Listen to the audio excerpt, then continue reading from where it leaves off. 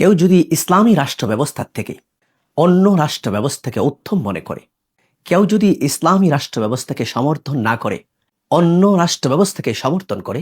যেমন কেউ যদি ইসলামী রাষ্ট্র ব্যবস্থার বিপরীতে, ইসলামের রাষ্ট্রনৈতিক দর্শনের বিপরীতে ধর্মনিরপেক্ষ মতবাদকে সাপোর্ট করে, জাতীয়তাবাদকে বেটার মনে করে এবং সাপোর্ট করে, সোশ্যালিজমকে বেটার মনে করে এবং সাপোর্ট করে, তাহলে সে কুফরি করলো এবং তার ঈমান নষ্ট হয়ে যাবে। এই ফতোয়া আমি দেই নাই।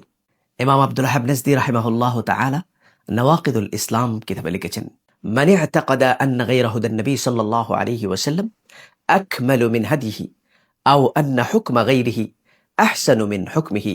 কাল্লাযী ইউফাদ্দিলু হুকমা আত-তাওয়াগীত আলা হুকমিহি কাফারা। যে ব্যক্তি মুহাম্মদুর রাসূলুল্লাহ সাল্লাল্লাহু আলাইহি ওয়াসাল্লামের আনিত হেদায়েত থেকে এবং মুহাম্মদুর রাসূলুল্লাহ সাল্লাল্লাহু আলাইহি ওয়াসাল্লামের আনিত আইন বিধান থেকে, শরিয়ার শাসন থেকে অন্যের আইনকে উত্তম মনে করে, যেমন যেই ব্যক্তি মুহাম্মদুর রাসূলুল্লাহ সাল্লাল্লাহু আলাইহি ওয়াসাল্লামের আইনের থেকে তাগুত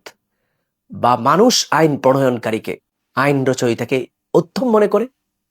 সে কুফরি করলো, তার ঈমান নষ্ট হলো। অর্থাৎ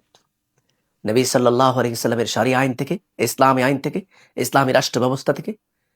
অন্যের রাষ্ট্র ব্যবস্থা, রাষ্ট্র দর্শন এবং অন্যের আইনকে যদি কেউ উত্তম মনে করে, অন্য যে কোনো আইন হোক, সেটা জাতীয়তাবাদ হোক, ধর্মনিরপেক্ষ মতবাদ হোক, সেকুলারিজম হোক,